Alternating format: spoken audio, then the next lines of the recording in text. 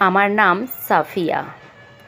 কেন বাংলার মহিলারা শারীরিক সম্পর্কের আগে তাদের নাভিতে রসুনের রস লাগাতেন? খুব সুন্দর একটা সকাল ছিল। আমি কাকিমার সাথে নাস্তা তৈরিতে ব্যস্ত ছিলাম।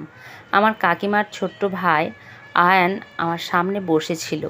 তার চোখ আমার দিকে স্থির ছিল এবং এই নজর আমাকে খুব খুশি করছিল। আমি আয়ানকে পছন্দ করতাম বলে কাকিমার ভাই এখানে আসতো, থাকতো, আর সেও আমাকে খুব পছন্দ করত। আমার বয়স ছিল 17 বছর, কিন্তু আমি অল্প বয়সেই আয়ানের প্রেমে পড়ে গিয়েছিলাম এবং আমার প্রতি তারও অনুরূপ অনুভূতি ছিল। কিন্তু আমার ধারণা ছিল না যে আজকের সূর্য আমার জীবনে অন্ধকার ডেকে আনতে চলেছে। আজকের পর আমার জীবন পুরোপুরি বদলে যাবে। কাকিমার ভাই এখানে 2 দিনের জন্য এসেছিল। আয়ান নাস্তা করে কাজে চলে গেল, আর আমি কাকিমার সাথে ঘরের কাজে ব্যস্ত ছিলাম। আমার মা এবং আমার বাবা অনেক বছর আগে এই পৃথিবী ছেড়ে চলে গিয়েছিলেন এবং আমি আমার বাবা মায়ের একমাত্র মেয়ে ছিলাম। আমার কোনো ভাই বোন ছিল না। কাকিমা আমার মায়ের জায়গা তো নিতে পারেননি, তবুও তিনি আমাকে সম্মানের ছাদ দিয়েছিলেন।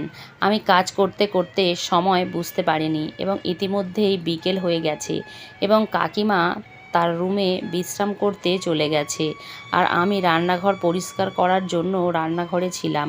কিছুক্ষণের মধ্যেই দরজার আওয়াজ পেলাম। দরজায় গিয়ে দেখি এক অদ্ভুত লম্বা লোক দাঁড়িয়ে আছে। তার চোখ এমন নজর ছিল যে আমি তাকে দেখে দ্রুত আমার জামাকাপড় ঠিকঠাক করে নিলাম। আমি খুব সুন্দর ছিলাম এবং মাঝে মাঝে এই বিষয়টি আমাকে খুব বিরক্ত করত।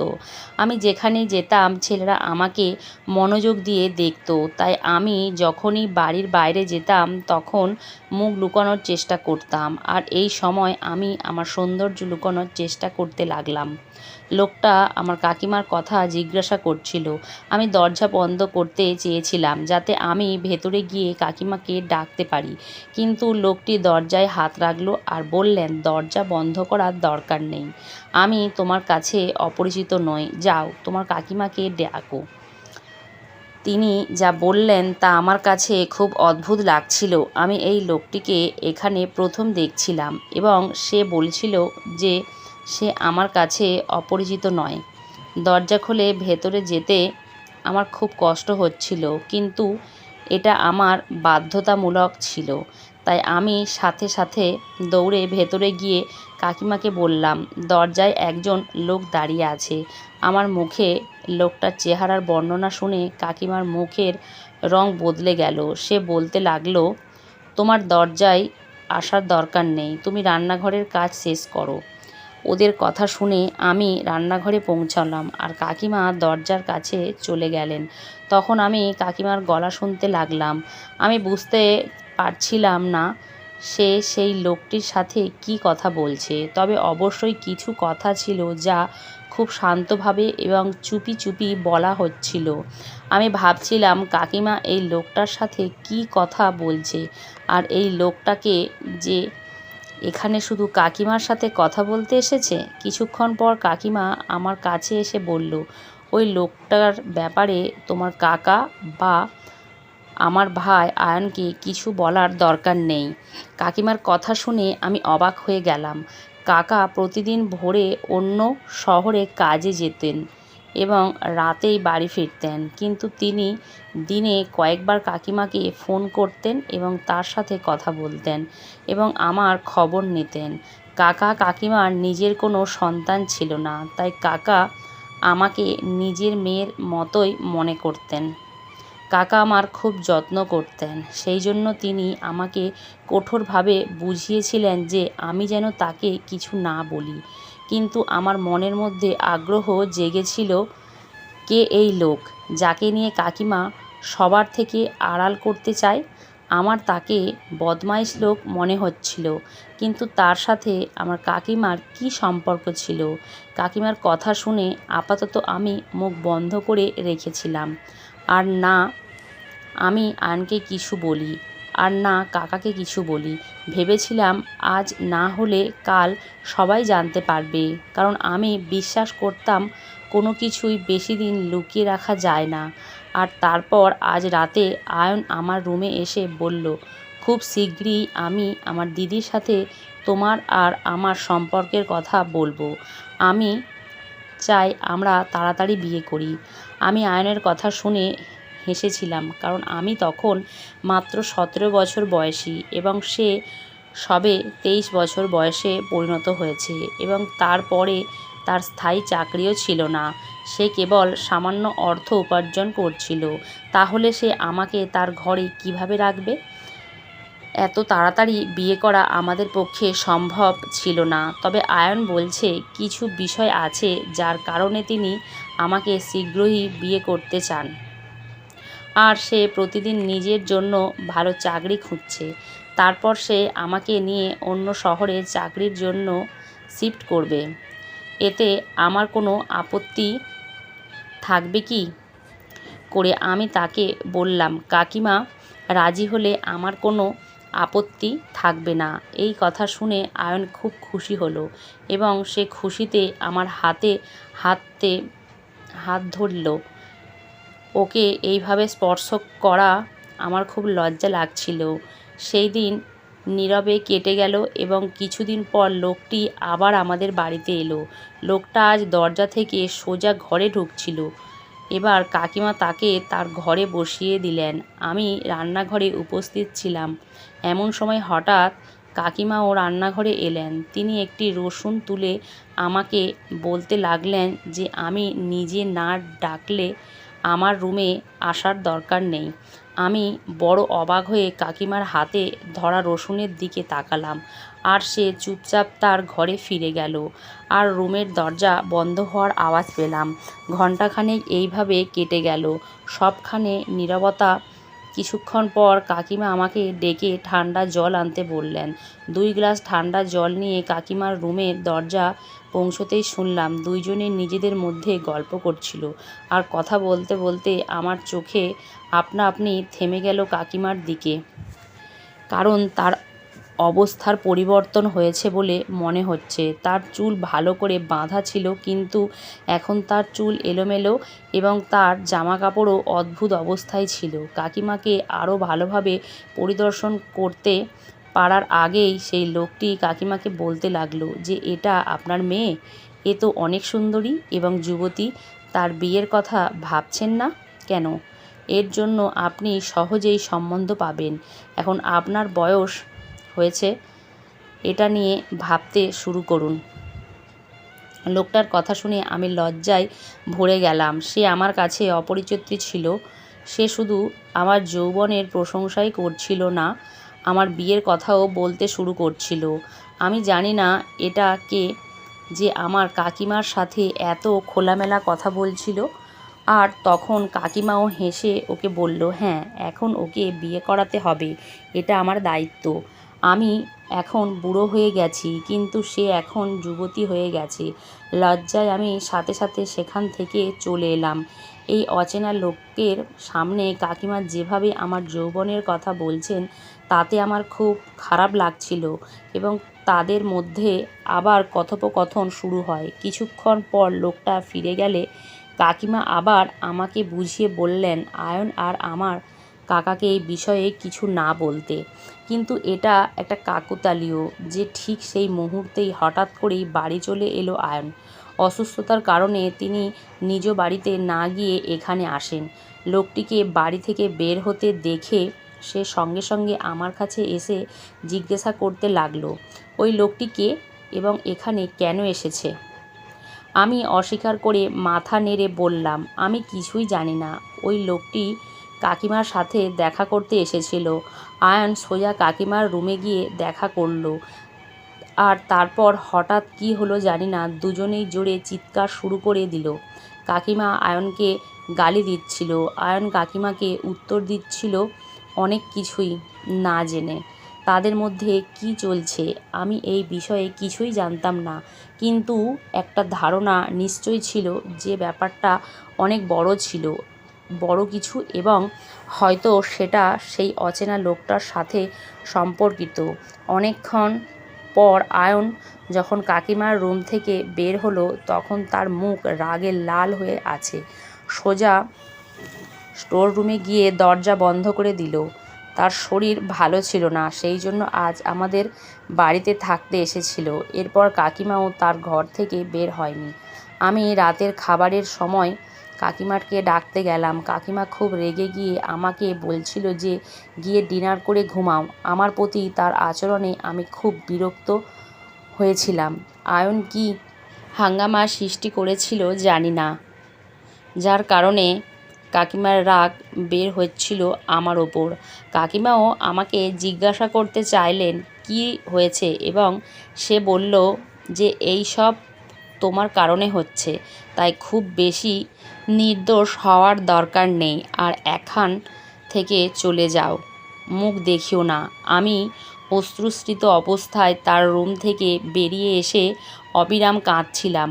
আজ বড় অস্থিরতায় মা বাবার কথা মনে পড়ছিল। আমি যখন আমার ছোট্ট ঘরে বিছানায় শুয়েছিলাম তখন আমার মাথায় একটাই কথা আসছিল যে আয়ন তার দিদির সাথে কোনো অজানা বিষয়ে ঝগড়া করছে। এই অচেনা লোকটার জন্য কি ওর আর কাকিমার ঝগড়া হচ্ছিল? সেটার রুমের দরজার ভেতর থেকে বন্ধ ছিল, না হলে আমি অবশ্যই গিয়ে তাকে জিজ্ঞাসা করতাম। আয়ন যখনই আমাদের বাড়িতে আসতো তখন সে স্টোর রুমে থাকতো, কারণ আমাদের বাড়ি ছোট ছিল আর মাত্র 2টি রুম ছিল। এক রুম কাকা ও কাকিমা থাকতো আর আমি থাকতাম অন্য রুমে, আর সেখানে একটা ছোট স্টোর রুম ছিল, সেখানে আয়ন মাঝে মাঝে থাকতো। আমি সকাল হওয়ার অপেক্ষায় ছিলাম। সকালে আমাকে কাকিমার কাছ থেকে এটি জানতে হবে, নয়তো আয়নকে জিজ্ঞাসা করতে হবে। কিন্তু পরের দিন সকালে যখন আমি জেগে উঠলাম তখন আয়ন বাড়ি ছেড়ে চলে গেছে। তখন আরও অদ্ভুত কিছু ঘটল। আর কাকিমাও চুপচাপ ঘরের কাজ করছিল। তিনি আমার সাথে কথা বলেনি এবং তার আচরণ দেখে আমিও তাকে কিছু জিজ্ঞাসা করতে পারিনি। সকালে ঘুম থেকে ওঠার সাথে সাথে আমার প্রথম কাজ ছিল পরিষ্কার করা। সেই জন্য পরিচ্ছন্নতায় ব্যস্ত হয়ে পড়লাম। আর কাকিমার রুম পরিষ্কার করতে গিয়ে দেখি একটা রসুনের টুকরো পড়ে আছে। এটা কাকিমা রান্নাঘর থেকে তার ঘরে নিয়ে গিয়েছিল। আমি ভাবলাম কাকিমা কেন রসুন এনেছে। সর্বোপরি এই রসুনের সাথে সেই অচেনা লোকটির কী সম্পর্ক ছিল, নাকি কাকিমা এই রসুন ব্যবহার করছিলেন কারণ রসুনটাকে খুব চাপা লাগছিল। এটা খাওয়া হয়নি, এর খোসাও উঠে গেছে এবং মনে হচ্ছিল যেন এর রস বের করা হয়েছে। আমি পরিষ্কার করতে গিয়ে সেটা ছুঁড়ে ফেলে দিয়ে পরিষ্কার করতে ব্যস্ত হয়ে পড়লাম। তারপর সন্ধ্যায় কাকিমা আমাকে বললেন বাজারে যেতে, কিছু জিনিস আনতে। মাঝে মাঝে এমন হতো যে কাকিমা আমাকে তার সাথে বাজারে নিয়ে যেতেন, তাই আমি আমার ওড়না নিয়ে নিলাম আর আমি কাকিমার সাথে গেলাম। কিন্তু কাকিমা আমাকে কোথায় নিয়ে যাচ্ছে তা আমি জানতাম না। কাকিমা একটা রিক্সা ডাকে, আমরা রিক্সায় বসে যেতে লাগলাম। কিন্তু রিক্সাওয়ালা যখন বাজার পার হলো তখন আমি অবাক হয়ে গেলাম। আমি কাকিমাকে জিজ্ঞাসা করলাম আমরা কোথায় যাচ্ছি। সে বলল যে আমাদের অন্য জিনিস কিনতে হবে, তাই আমরা অন্য বাজারে যাচ্ছি। তার আচরণ আমার কাছে আগের চেয়ে ভালো লাগছিল। আর অনেক দিন পর একটা অদ্ভুত বাজারে পৌঁছালাম, যেখানে ভিড় ছিল কিন্তু লোকজনকে খুব অদ্ভুত লাগছিল। রিক্সা থেকে নেমে কাকিমা আমাকে দোকানের বদলে বাজারের পেছনের দিকে বাড়িতে নিয়ে গেল। একজন বয়স্ক মহিলা দরজা খুলে কাকিমার দিকে তাকিয়ে হাসতে লাগলো। আপনি একে রাখুন, আমি সঠিকভাবে মালের দাম লাগিয়ে আসি। আমি বিভ্রান্তির সাথে কাকিমার দিকে তাকালাম। কেন তিনি আমাকে সাথে না নিয়ে আমাকে এখানে রেখে যাচ্ছেন? কাকিমা আমার মুখ দেখে বললেন চিন্তা করো না, ইনিও তোমার আন্টি। তুমি কোনো চিন্তা না করে এখানে বসো, আমি কিছুক্ষণ পর আসবো। তারপর কাকিমা আমাকে রেখে মুখ ফিরিয়ে চলে গেলেন। সেই মহিলা আমাকে ভেতরে নিয়ে দরজা বন্ধ করে দিল এবং তারপর এখন সে আমাকে ভেতরে নিয়ে যেতে শুরু করলো। আমার চোখ বড় বড় হয়ে গেল, কারণ সেই দরজার পেছনে একটি আলাদা জায়গা ছিল যেখানে অনেক ছোট ছোট ঘর তৈরি করা হয়েছিল আর একটা অদ্ভুত গন্ধ ছিল। কয়েক পা হাঁটার পর ধারণা পেলাম আমি স্বাভাবিক জায়গায় ছিলাম না, এই জায়গাটা অন্য রকম। ছোট্ট পোশাক পরা মেয়েরা দরজার কাছে দাঁড়িয়েছিল, তারা আমার দিকে তাকিয়ে হাসছিল। তার পোশাক এবং তার মুখের মেকআপ আমাকে একটি ভিন্ন সত্য বলছিল। এখন আমি হাঁটা থামালাম। একজন মহিলা ঘুরে আমার দিকে তাকাতে লাগলো, কিন্তু আমি তাকে বললাম যে আমাকে ফিরে যেতে হবে, আমি ভেতরে যেতে চাই না। আমার কথা শুনে মহিলাটি জোরে হেসে বলল, ওই দরজা দিয়ে ভেতরে আসার পথ আছে, কিন্তু বাইরে যাওয়ার উপায় নেই। তোর কাকিমা তোর কাছ থেকে নিজেকে মুক্ত করে এখান থেকে চলে গেছে, এখন সে আর ফিরবে না, আর তুমিও এখানে কখন থেকে যেতে পারবে না। এই আমার পৃথিবী, এখানে আমার নিয়ম বিরাজ করছে। তুমিও একজন নারী, তাই তোমাকে এখানেই থাকতে হবে এবং আমার কথা মানতে হবে। ওর কথা শুনে আমার পায়ের নিচ থেকে মাটি সরে গেল। ও আমার হাত ধরল, আমি ওর হাত থেকে শক্ত করে আমার হাত ছেড়ে দিলাম আর বললাম, আমি এখানে থাকবো না কোনো মূল্যে। আমার আর কাকিমার কিছুক্ষণের মধ্যেই আসবে। আমি বাইরে যেতেই সে পেছন থেকে আমার জামাটি ধরে জোর করে টেনে ধরল, যার ফলে আমার জামাটা ছিঁড়ে গেল। তারপর আমার মুখ জোর করে চড় মারল আর আমি মাটিতে পড়ে গেলাম। আমার মুখ দিয়ে রক্ত বেরোতে লাগলো। মহিলাটি আমার কাছে বসে বলল, তোমার কাকিমা তোমাকে এখানে বিক্রি করে দিয়েছে আর এখন তুমি আমার কোনো কেনা দাস। আমি তোমার জন্য অনেক দাম দিয়েছি, এখন যাও, রেডি হও, রাতে কাস্টমার আসবে আর তোমাকে এখানে লাইনে দাঁড়াতে হবে। তারপর একজন মহিলাকে ডেকে আমাকে তার হাতে তুলে দিল। আমি তখন দিশেহারা হয়ে বেরোচ্ছিলাম, বুঝতে পারছিলাম না কি করব আর কি করব না। আমার কাকিমার আমার মায়ের মতো ছিল গত 4 বছর ধরে। আমি আমার কাকিমার সাথে থাকতাম, সে কিভাবে আমাকে এত অত্যাচার করতে পারে আমি চাইলেও সেই মহিলাকে বিশ্বাস করতে পারছিলাম না। মনে হচ্ছিল এটা একটা ভয়ানক স্বপ্ন, যে কিছুক্ষণ পর আমি চোখ খুলব এবং সব কিছু ঠিক হয়ে যাবে। কিন্তু এটা আমার দুর্ভাগ্য যে এটা স্বপ্ন নয়, জীবনের তিক্ত বাস্তবতা ছিল। অন্য মহিলা আমাকে একটা অন্ধকার ঘরে নিয়ে গেল। তিনি সুগন্ধি জল প্রস্তুত করলেন এবং আমাকে তাতে স্নান করালেন। আমার চিৎকার আর কান্না সেই মহিলার ওপর কোনো প্রভাব ফেলছিল না। সে বলতে লাগলো, তোমার মতো মেয়েরা এখানে প্রতিদিন আসে, 2-1 দিন কাঁদে, তারপর খুশি খুশি বিছানায় যায়। তারা বুঝে যায় এটাই আমার জীবন, অতএব তুমিও এই জীবনকে নিঃসন্দেহে গ্রহণ করো। যাই হোক না কেন, এটাই তোমার জীবন, তাই এই কাজটা খুশি মনে করো, না হলে সায়রা বানু তোমাকে একই কাজ করতে বাধ্য করবে এবং তুমি আরও কষ্ট পাবে। তার কথা শুনে আমার শরীরে একটা বিদ্যুৎ স্রোত বয়ে গেল। আমার বয়স 17 বছর এবং তিনি আমাকে এই ব্যবসায় নামাতে চাইছিলেন। সে আমাকেই ঘরের দিকে টেনে নিয়ে গেল। সেখানে থেকে আমি চিৎকারের শব্দ শুনতে পাচ্ছিলাম। সে বলতে লাগলো, দেখো, ওই মেয়েটা সায়রা বানুর কথা শুনছে না, সেই জন্য তাকে সেখানে আটকে রাখা হয়েছে। এই গরিব মেয়েটাকে খাওয়ার জন্য কিছু দেয়া হচ্ছে না। তুমিও যদি আমার কথা না শোনো তবে তোমাকেও খাওয়া দাওয়া কিছুই দেয়া হবে না, সুতরাং তোমার অবস্থাও একই হবে। তারা জবরদস্তিতে আমি সুগন্ধি জল দিয়ে স্নান করি এবং তারপর তিনি আমাকে নববধূর মতো সাজাতে শুরু করলেন। কিন্তু কিছুক্ষণ পর আগের সেই মহিলা, যার নাম ছিল সায়রা বানু, ফিরে আসেন। সে আমার দিকে মাথা থেকে পা পর্যন্ত তাকিয়ে বললেন যে তুমি সত্যিই খুব সুন্দর এবং একটি চমৎকার জিনিস। আমি এর জন্য খুব ভালো দাম পাবো। আমিও তোর কাকিমাকে অনেক টাকা দিয়েছি, তোর শরীর বিক্রি করে সব টাকা আদায় করব। সায়রা বানু অশ্লীলভাবে হাসছিল এবং তার পান দাগযুক্ত দাঁত দেখা যাচ্ছিল।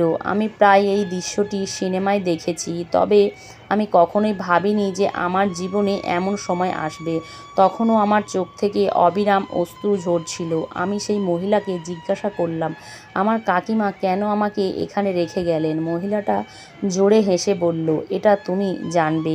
আমরা শুধু পণ্য কিনি এবং কেন পণ্য আমাদের কাছে আনা হয় তা আমরা জানি না। দ্বিতীয় মহিলা, তার নাম বেগম জান, সায়রা বানুকে বলতে শুরু করে যে এ এখনও ছোট এবং আমাদের কাজের বিষয়ে কিছুই জানে না। ওকে গ্রাহকের হাতে না দিয়ে প্রথমে একে একটি সমাবেশ নাচের জন্য ব্যবহার করা উচিত, যতক্ষণ না এ একটি সুন্দর এবং ব্যয়বহুল্য ক্লায়েন্টের কাছে উপস্থাপন করার জন্য যথেষ্ট স্মার্ট হয়ে ওঠে, যাতে সঠিক পরিমাণ দাম এর থেকে আদায় করা যায়।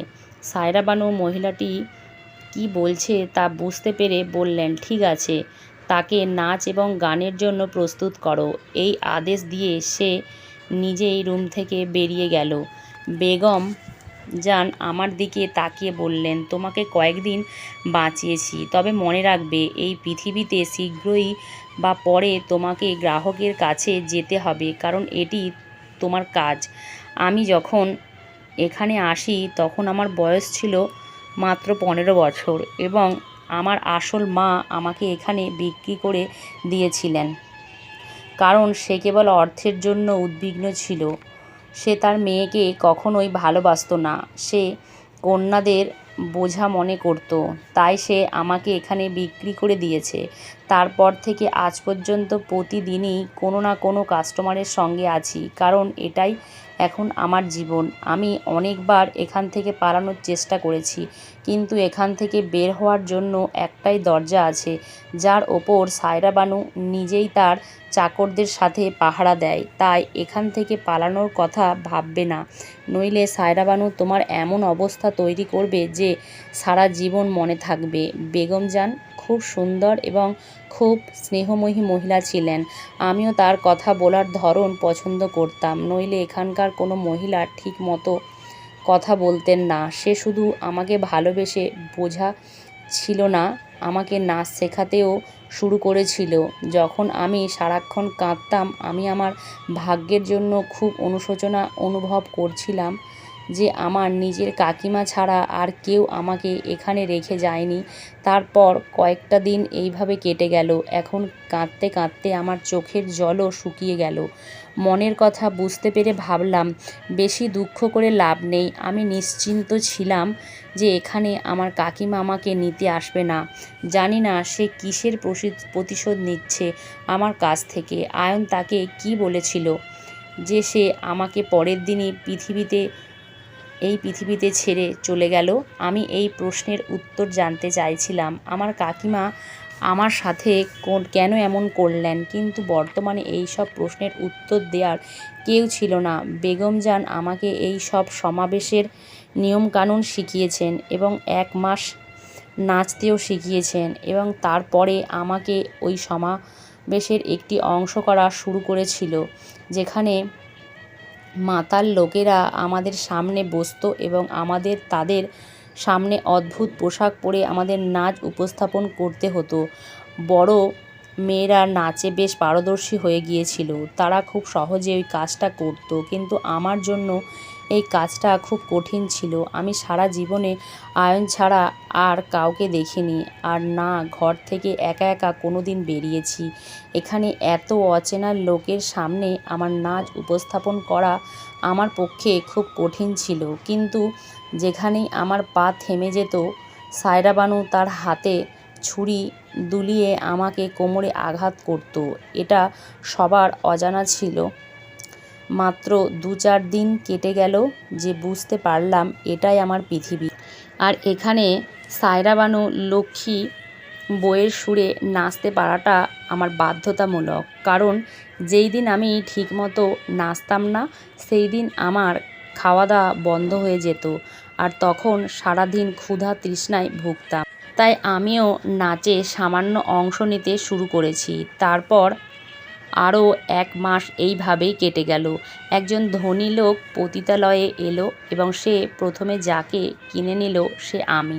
তিনি আমাকে 50,000 টাকা দামে এক রাতের জন্য কিনতে চেয়েছিলেন এবং এটি একটি বিশাল পরিমাণ ছিল। সায়রা বানু সঙ্গে সঙ্গে খুশিতে রাজি হয়ে যান। তিনি এই ব্যক্তির কাছ থেকে 50,000 টাকা নিয়ে তাকে একটি ছোট্ট ঘরে পাঠিয়ে দেন এবং বেগম জানকে আমাকে প্রস্তুত করে এই ব্যক্তির সেবায় হাজির করতে বলেন। এই কথা শুনে আমি ফুঁপিয়ে ফুঁপিয়ে কাঁদতে লাগলাম। আমি নাচ করছি, কিন্তু এখনও পর্যন্ত কোনো খদ্দেরের সাথে রাত কাটাইনি। বেগম জান আমাকে তার সাথে নিয়ে গেলেন এবং তার হাতে আমাকে প্রস্তুত করার সময় তিনি বললেন, আপনি যত বেশি শব্দ করবেন গ্রাহকরা তত বেশি বিরক্ত হবে, সেই জন্য তার সাথে চুপচাপ সময় কাটিয়ে ফিরে এলে ভালো হবে। এক রাতের জন্য কল্পনা করুন যে তিনি তার স্বামী এবং এটি করলে আপনার সমস্যা সহজ হয়ে যাবে। আমাকে প্রস্তুত করার পর বেগম জান আমাকে আয়নায় দেখাতে লাগলেন এবং বললেন যে মাঝে মাঝে আমাদের সৌন্দর্য নিজেই আমাদের জন্য সমস্যা হয়ে দাঁড়ায়। তোমার সুন্দর মুখ আর ফর্সা শরীরে তোমার জন্য কষ্ট ছাড়া আর কিছুই নয়। তুমি এত সুন্দর না হলে কেউ তোমাকে মূল্যও দিত না। আমিও আমার এই সৌন্দর্যতে বিরক্ত। আমি প্রায় 24 বছর বয়সী, কিন্তু আমার সুন্দর মুখ এবং আমার শরীরের দীপ্তি আমাকে বৃদ্ধ হতে দেয় না। কেউ না কেউ সব সময় আমাকে মূল্য দেয় এবং তারপর আমাকে তার সামনে নিজেকে উপস্থাপন করতে হয়। যতদিন তুমি সুন্দর থাকবে ততদিন তোমাকে এই সব সহ্য করতে হবে। বেগম জান আমাকে মানসিকভাবে প্রস্তুত করেছিলেন, আর আমার কান্না থামছিল না। বারবার কাকিমা আর আয়নের কথা মনে পড়ছিল। আমি তখনও বিশ্বাস করতে পারছিলাম না যে কাকিমা আমাকে ইচ্ছাকৃতভাবে এখানে রেখে গেছেন, আর হয়তো এই সবের জন্য দায়ী আয়ন। আমি যখন পুরোপুরি প্রস্তুত তখন বেগম জান আমার দিকে তাকালো এবং তিনি বললেন, একটি গভীর শ্বাস নিন, ঘরে প্রবেশ করুন এবং নিজেকে এই লোকটার কাছে সমর্পণ করুন। আমার কাছেও আর কোনো উপায় ছিল না, তাই আমি এই ছোট্ট ঘরে ঢুকে গেলাম। সেখানে একটি ছোট্ট হলুদ বাল্ব জ্বলছিল, যার আবছা আলোয় আমার কাছে সব কিছু ভয়ঙ্কর মনে হচ্ছিল। ভাবছিলাম চলে যেতেই এই লোকটার পায়ে পড়ে যাব এবং আমি তাকে বলবো যে সে যেন আমার ওপর কিছু চাপিয়ে না দেয় এবং আমি করুণার জন্য ভিক্ষা করব। তাই সে আমার প্রতি করুণা বোধ করবে। যেভাবেই হোক আমি ছোট্ট ছিলাম এবং যে লোকটি আমাকে কিনেছিলেন তার বয়স প্রায় 35 বছর বা 40 বছর। আমার মতো তিনি আমার বাবার মতো ছিলেন, কিন্তু আমি জানতাম না যে এখানে আসা পুরুষরা এখানকার নারীদের মতোই পাথর হৃদয়ের। আমি যখন রুমে প্রবেশ করলাম ওই লোকটি আমাকে দেখে তার মুখে বিপজ্জনক হাসি দিল। ওর মুখের দিকে তাকালেই ওর কপালে একটা বড় দাগ চোখ পড়ে গেল। একটা চোখ সম্পূর্ণ লাল হয়ে যাচ্ছিল এবং তার চোখ আমার শরীরের ওপর স্থির ছিল। আমি এত ভয় পেয়েছিলাম যে আমি বেরিয়ে যেতে যাচ্ছিলাম। সে আমাকে পেছন থেকে টেনে নিয়ে বলল যে আমি তোমার জন্য এত বড় মূল্য দিয়েছি, তাহলে তুমি কোথায় পালাচ্ছ? মুখ খুলতেই মদের গন্ধ আমার নিঃশ্বাস কেড়ে নিল। আমি তার সামনে করুণা ভিক্ষা করতে লাগলাম, কিন্তু সে আমার প্রতি একটুও করুণা করল না।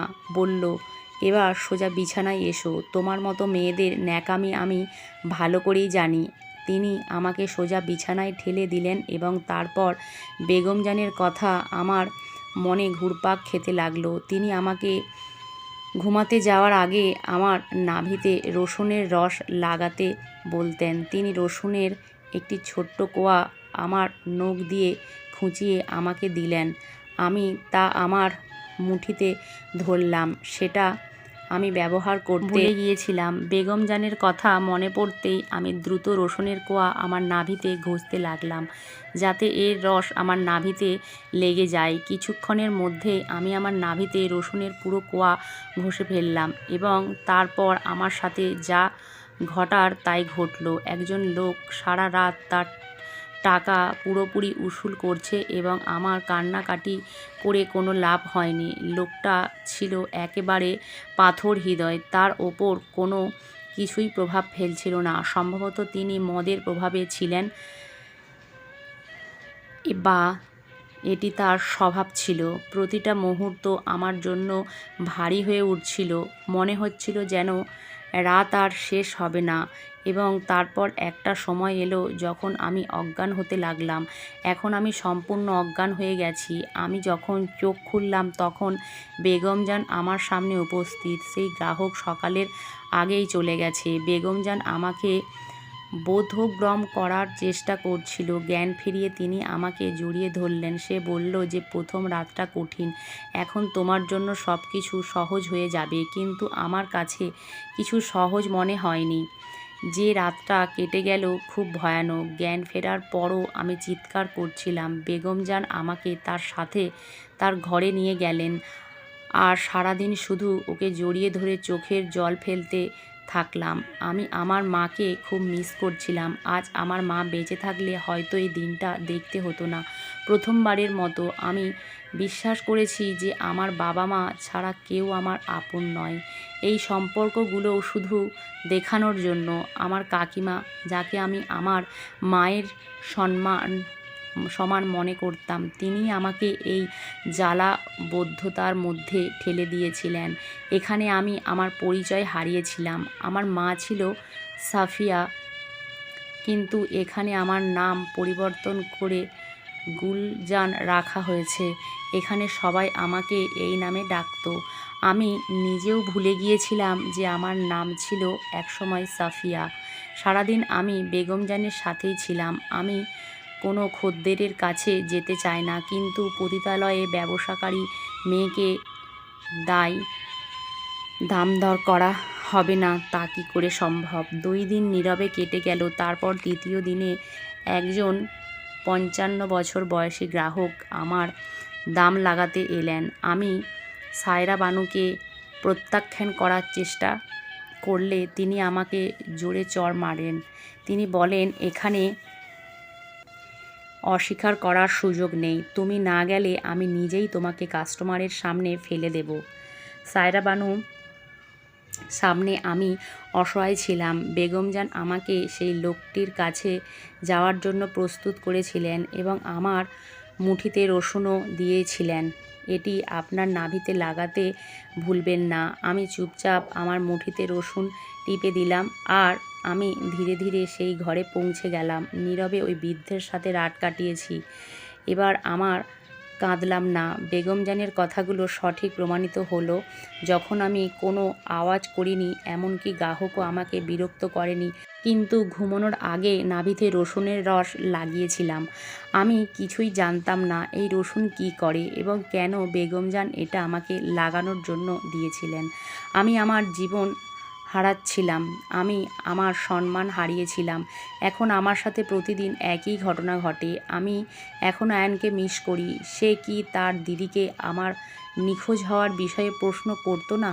সে কি কখনো আমাকে খুঁজে পায়নি? আমি সব সময় বসে এই চিন্তাই করতে থাকলাম। সেই খদ্দের চলে গেল আর আমি নিঃশব্দে বেগম জানের ঘরে ঢুকে গেলাম। তিনি আমার দিকে তাকিয়ে মৃদু হেসে বললেন, আপনি কাস্টমারের কাছে যাওয়ার আগে আপনার নাভিতে রসুনের রস লাগিয়েছেন তো?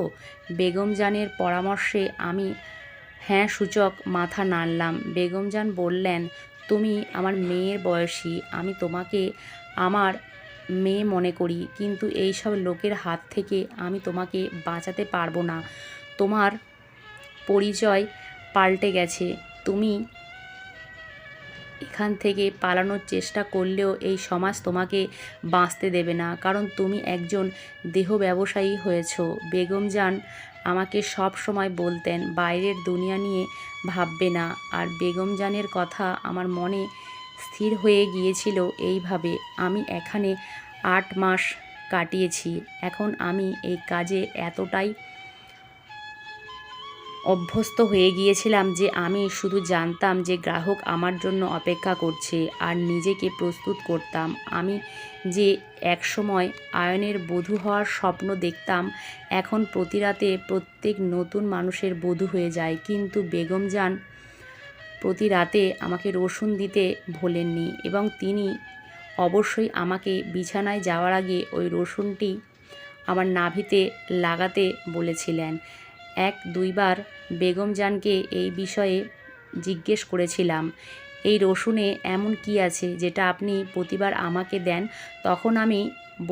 তখন তিনি বললেন, সঠিক সময় এলে আপনি নিজেই জানতে পারবেন যে কেন গ্রাহকের কাছে যাওয়ার আগে রসুন ব্যবহার করতে ভুলবেন না।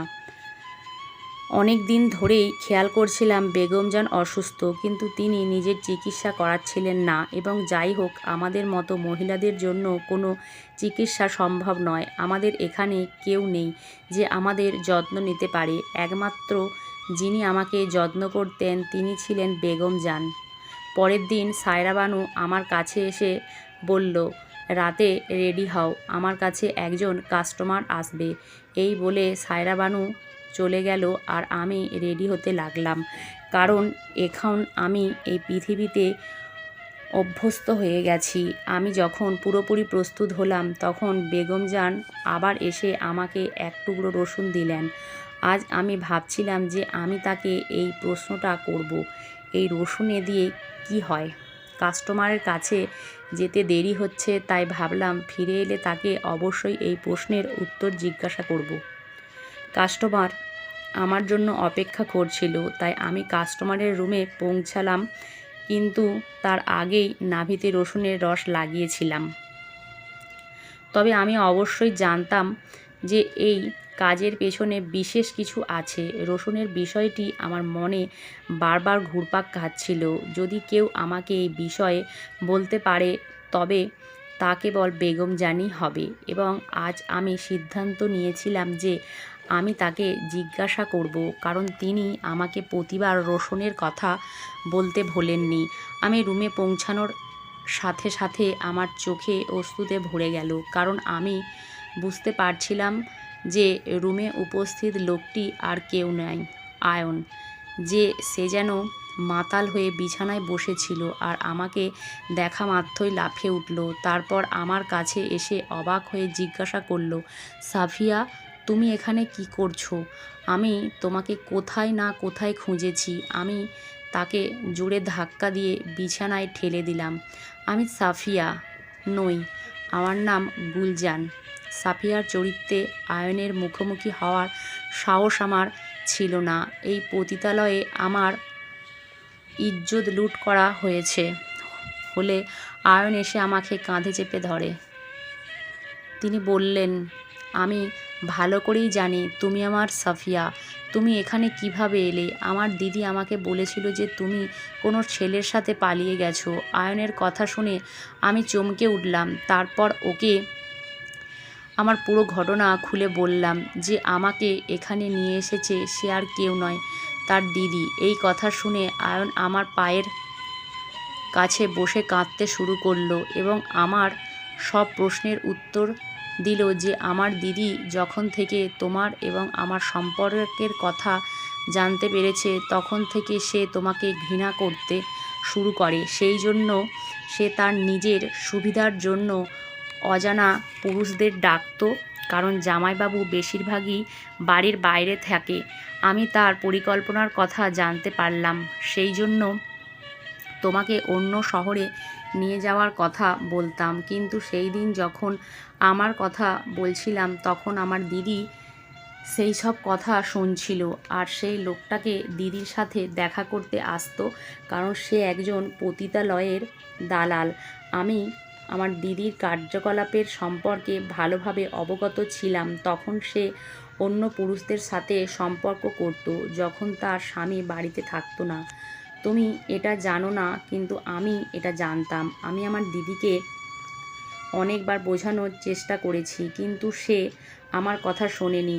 সে তার স্বামীকে প্রতারণা করতে থাকে। আর সেই দিনও সেই লোকটিকে বাড়ি থেকে চলে যেতে দেখে আমি রেগে গিয়েছিলাম এবং এই বিষয় নিয়েই আমার দিদির সাথে আমার ঝগড়া হচ্ছিল। তারপর দিন আমার দিদি আমাকে বলল যে আপনি কোনো ছেলের সাথে পালিয়ে গেছেন। তিনি যা বললেন আমি বিশ্বাস করতে পারছিলাম না, কিন্তু কান্নাকাটি করে তিনি আমাকে বিশ্বাস করিয়েছিলেন। তবু অনেক জায়গায় তোমাকে খুঁজতে চেষ্টা করেছি, কিন্তু কোথাও পেলাম না। সেই জামাইবাবুকেই বলেছে তোমার ভাইঝি পালিয়ে গেছে এবং আমিও আবার অনুভব করতে লাগলাম যে আপনি আমাকে ঠকিয়েছেন। তোমার কাকিমার তরফ থেকে আমি মাপ চাইছি। কাকিমা খুব অসুস্থ এবং বিছানায় শুয়ে আছে। তার কৃতকর্মের জন্য আর এক অভিভাবকহীন মেয়েকে নির্যাতন করা তার এই সব হয়েছে। তাদের ভুল লুকানোর জন্য তারা আপনকে এই পতিতালয়ে রেখে গেছে। আয়ন কাঁদতে লাগলো আর আমার কাছে ক্ষমা চাইলো এবং বলল যে সে আমাকে খুব একটা খোঁজার চেষ্টাও করেনি। আয়ন আমাকে তার সাথে নিয়ে যাওয়ার জন্য পেরাপেরি করতে লাগলো, কিন্তু আমি তাকে প্রত্যাখ্যান করলে সে নীরবে সেখান থেকে চলে গেল। কারণ সে জানতো আমি একজন পতিতা আর এই অবস্থায় সে আমাকে এখানেই গ্রহণ করবে না এবং এই সমাজ তাকে মেনে নিতে দেবে না। আমাকে অবিশ্বাসের কারণে আয়নের অবস্থা এমন হয়ে গিয়েছিল যে সে নিজেকে মদ্যপানে পরিণত করেছিল এবং পতিতালয়েও আসতে শুরু করেছিল। সেই রাত শেষ না করেই বিব্রত বোধ করে স্থান ত্যাগ করলেন।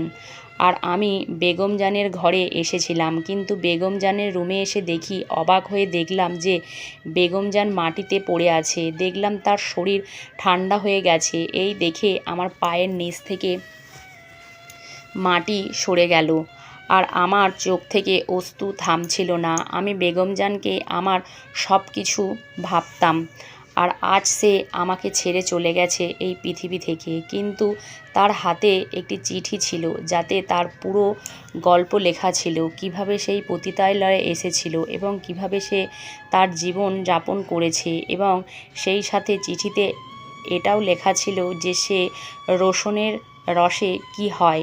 আসলে নাভিতে রসুনের রস লাগালে নারী কখনো গর্ভবতী হয় না এবং বিভিন্ন রোগ থেকেও দূর থাকে। বেগমজানকে এই সব বলার কেউ ছিল না, সেই কারণেই তিনি অসুস্থ হয়ে পড়েছিলেন। কিন্তু যখন তিনি এই বিষয়ে জানতে পারলেন, তিনি আমার ওপর এই টোটকাটি প্রয়োগ করতে শুরু করলেন। তিনি আমার স্বাস্থ্য সম্পর্কে খুব উদ্বিগ্ন ছিলেন, তাই তিনি আমাকে প্রতিবার রসুন দিতে ভুলতেন না।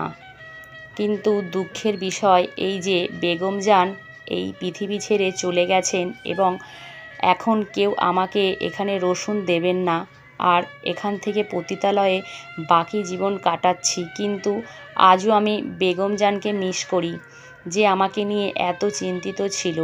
আমার নাভিতে রসুনের রস লাগিয়ে আমি আজ পর্যন্ত কোনো রোগে আক্রান্ত হইনি বা কোনো গ্রাহকের কাছে থেকে গর্ভবতীও হইনি। বন্ধুরা, গল্পটি আপনাদের কেমন লাগলো তা কমেন্টের মাধ্যমে জানাবেন। গল্পটিকে একটা লাইক দেবেন, আমার চ্যানেলটা সাবস্ক্রাইব করে দেবেন। ধন্যবাদ।